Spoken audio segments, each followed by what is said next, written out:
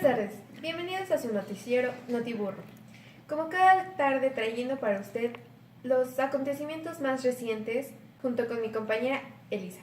Claro que sí, buen día. Hoy en Notiburro hablaremos sobre las noticias actuales en este 2018 en la Ciudad de México. Tenemos para hoy muchas noticias para ustedes. Por ejemplo, Sara. Bueno, por ejemplo, hace algunos días el presidente electo anunció que todos los programas sociales de la Ciudad de México ahora van a ser financiados con presupuesto federal. Posteriormente, la jefa de gobierno explicó la forma en la que se daría este financiamiento, que en sentido estricto no será tal. Dijo que hay 3 programas que asume el gobierno federal, porque si ya van a estar en todo el país, no tiene sentido que sea la ciudad la que asuma el presupuesto de lo que eso significa.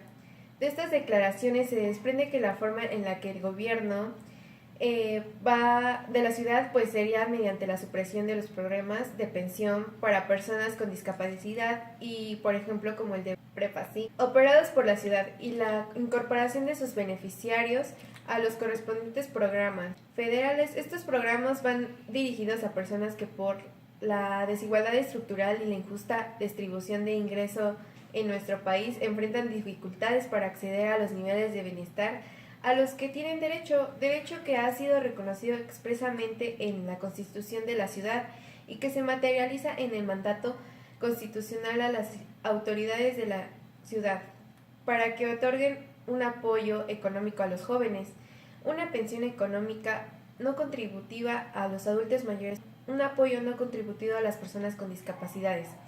El que el gobierno federal sustituya al de la Ciudad de México en la obligación de operar estos 3 programas vigentes y con base legal en la ciudad desde hace varios años y ahora también con reconocimiento constitucional representará un beneficio financiero para la Ciudad de México. Ahora a continuación veremos un video y usted cree su propio criterio ante esto. Doctor Esquivel, buena tarde.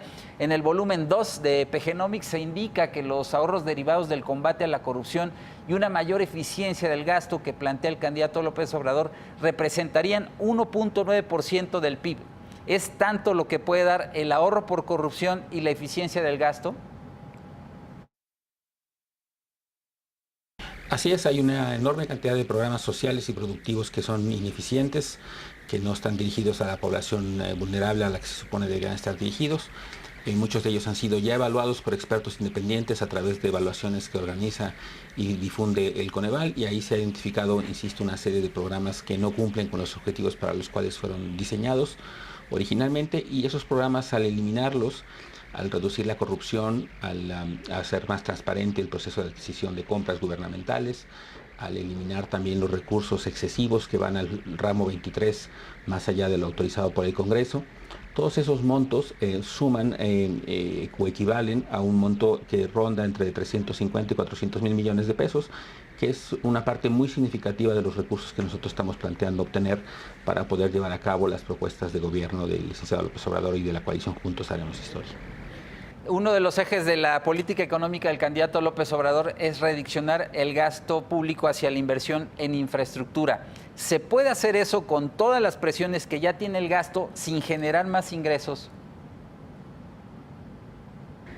Así es lo que estamos planteando, es justo usar esos recursos que hoy en día, insisto, se destinan a estos distintos usos que nosotros consideramos ineficientes, improductivos, o bien que se dirigen a recursos que terminan eventualmente asociados a esquemas de corrupción.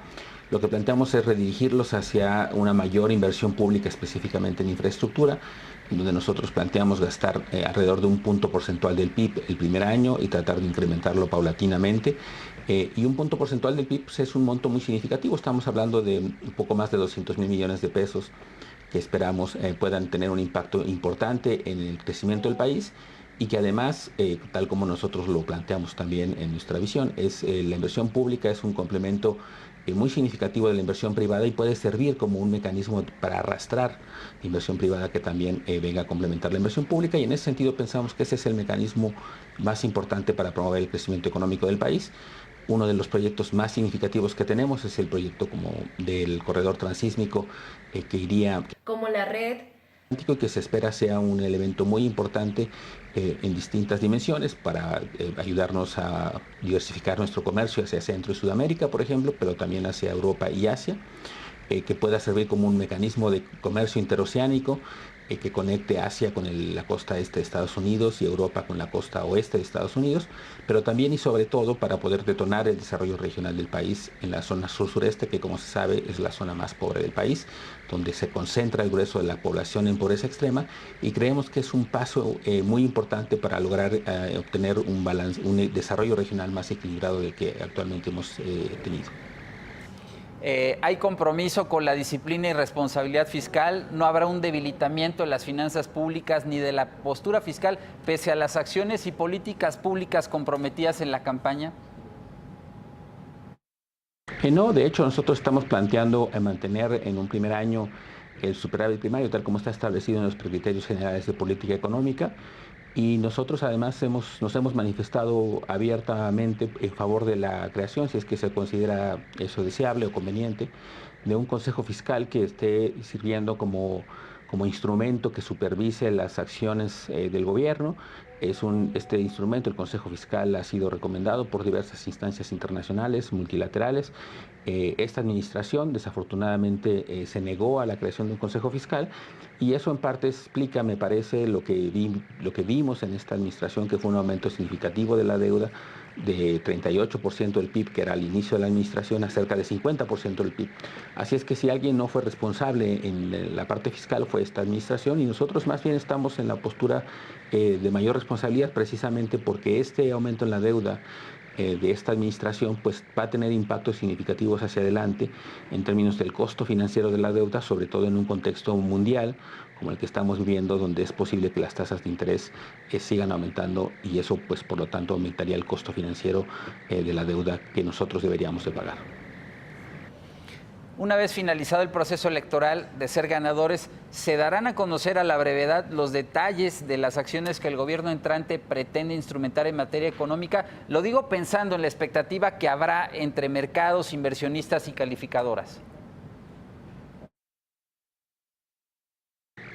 Bueno, no, las propuestas ya están planteadas, es decir, el grueso de lo que se piensa hacer ya es público, ya se conoce, ya los participantes en los mercados ya conocen lo que estamos planteando. Lo que procede en realidad, más que otra cosa, es, en todo caso, en caso de resultar electo la coalición Juntos Haremos Historia, lo que procede es trabajar con el gobierno saliente en la elaboración del presupuesto, que será la señal quizá más importante, en donde se verán reflejados, primero, la responsabilidad fiscal que estamos planteando, y segundo, el destino de los recursos y los ahorros que estamos planteando, cómo se obtendrían. Y en ese sentido me parece que quizás sea lo más relevante en términos de las señales hacia el mercado.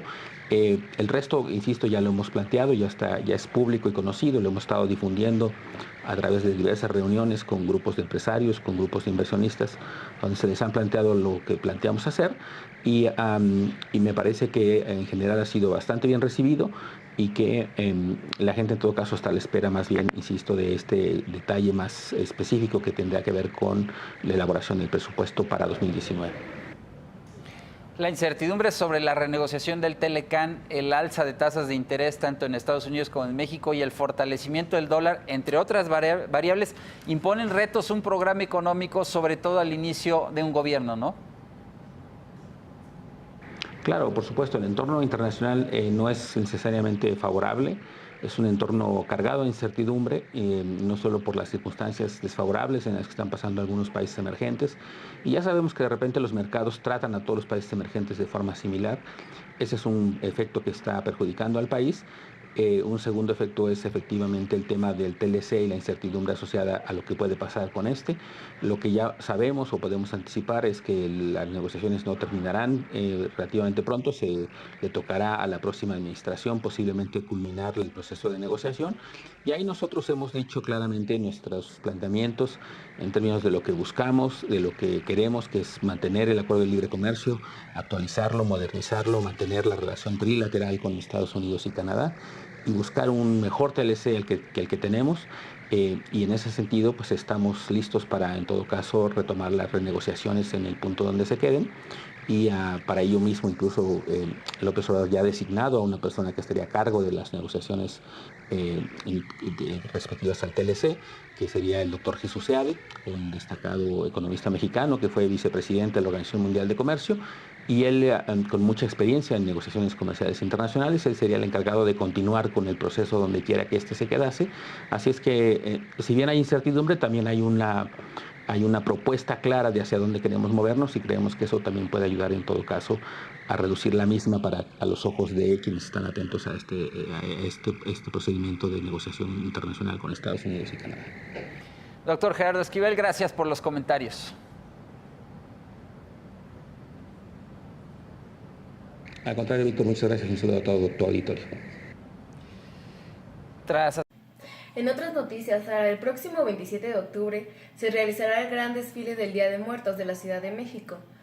Es su tercera edición. Nos trae una nueva temática en la cual se sumarán los estados de San Luis Potosí, Puebla, entre otros, los cuales aportarán algo y mucho más de su cultura.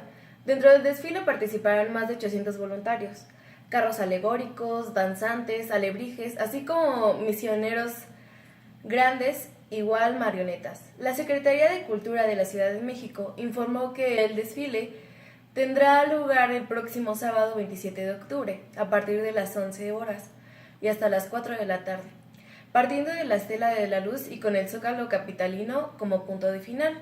Los invitamos, claro, a vivir esta gran experiencia con su familia y que la pasen muy bien. La verdad es un desfile que año a año va mejorando. Bueno, prosiguiendo con las noticias, cerca de 150,000 personas han salido este sábado a las calles de Berlín para la exclusión y hacer visible que también existe una sociedad solidaria en Alemania. A pesar del auge del partido populista de la extrema derecha Alternativa para Alemania, AfD, convocada por la Alianza Invisible, UNTIBA, bajo el lema por una sociedad abierta y libre, solidaridad en lugar de exclusión. La manifestación partió a las 1 hora más tarde de lo previsto, desde Alexanderplatz, recorrer la Leipziger Street, atravesar Potsdamer Platz, la puerta de Brandenburgo, hasta llegar a la Columna de la Victoria, en el corazón de Tiergarten. Estamos increíblemente satisfechos con la respuesta, ha declarado Felix Müller, de la iniciativa Invisible ADP. Esto confirma que muchas personas quieren enviar una señal en contra de la derecha y a favor de la solidaridad, ha apuntado. Muchos de los participantes portaban pancartas, carteles y globos. Entre otras cosas, se podía leer "No al odio contra los musulmanes". Y el racismo no es una alternativa. Una gran pancarta portada a la inscripción "Solidaridad con las víctimas de la violencia de derecha, racistas y antisemitas". Varias organizaciones y partidos acudieron con sus propios vehículos de activistas anticapitalistas ATTAC, los verdes de la izquierda. Así podemos ver que Berlín está unido más fuerte que nunca, claro. Y entre otras cosas, pasando al tema del ambiente, el mundo es actualmente 1 grado más cálido y el nivel del mar crece.